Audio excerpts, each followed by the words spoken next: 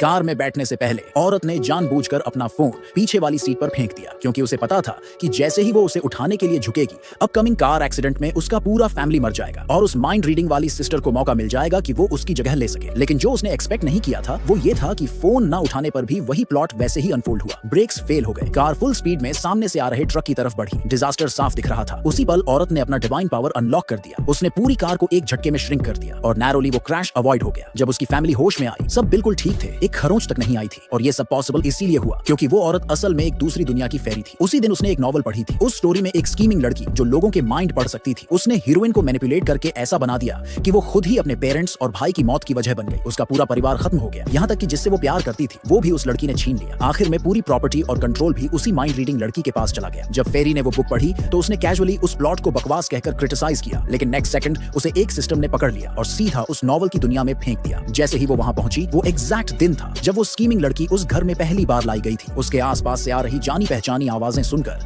उसे समझ में आ गया कि वो अब उस स्टोरी का हिस्सा बन चुकी है। उसी वक्त सिस्टम ने सामने आकर उसे एक स्पेशल वॉच दी जो उसके फैमिली के फेवरेबिलिटी पॉइंट्स दिखाती थी। सिस्टम ने बताया कि अगर वो अपने फैमिली का फेवरेबिलिटी 10 से बढ़ाकर 100 नहीं कर पाई तो ना सिर्फ वो अपने असली दुनिया में वापस जा पाएगी बल्कि हमेशा के लिए खत्म कर दी जाएगी। इस वक्त सबसे बड़ी प्रॉब्लम ये थी कि उसके पापा उसे देखते ही गुस्से में आ जाते थे और मम्मी तो बैंक कार्ड फ्रीज करने की धमकी तक दे चुकी थी। उसे पता था अब सबसे जरूरी यही है कि फैमिली का उसके लिए इंप्रेशन सुधारा जाए। तो उसने तुरंत उस स्कीमिंग लड़की के लिए प्यार जताना शुरू कर दिया। सबके सामने उसने पूरा ड्रामा करके प्रॉमिस किया कि वो अपनी सिस्टर के साथ अच्छे से रहेगी। लेकिन अगले ही सेकंड उसकी बॉडी अचानक कंट्रोल से बाहर हो गई और वो सीधे स्विमिंग पूल की तरफ गिरने लगी। उसे तुरंत समझ आ गया कि सिस्टम जबरदस्ती ओरिजिनल प्लॉट को पुश कर रहा है। लेकिन इस बार उस औरत ने अपना मैजिक यूज किया और हवा में ही खुद को स्टेबलाइज कर लिया। फैमिली के सब लोग शॉक में देख रहे थे। प्लॉट डिसरप्ट होते देख वो स्कीमिंग लड़की पीछे हटने वाली नहीं थी। उसने तुरंत सीन को ट्विस्ट कर दिया और उस औरत पर इल्जाम लगा दिया कि वो उसे बदनाम करने की कोशिश कर रही है। लेकिन औरत ने एक ठंडी हंसी के साथ पूछा, क्या तुम डिल्यूजन में हो? लड़की ने जल्दी से जवाब दिया कि वो बस सिंपैथी लेना चाहती है ताकि फैमिली का प्यार जीत सके। मगर औरत ने उसे पूरी तरह इग्नोर किया। वो सीधा अपनी माँ के पास गई और बहुत ही सच्चे दिल से बोली, मैं इस फैमिली के लिए सच में थैंकफुल हूँ। आपने ना सिर्फ मुझे अडॉप्ट किया बल्कि प्यार से पाला भी। अब जब मेरी सिस्टर वापस आ गई है तो मुझे डर है कि कहीं आप मुझे रिजेक्ट ना कर दें। लेकिन उस दिन भी अगर मेरे भाई को ब्लड ट्रांसफ्यूजन की जरूरत पड़ी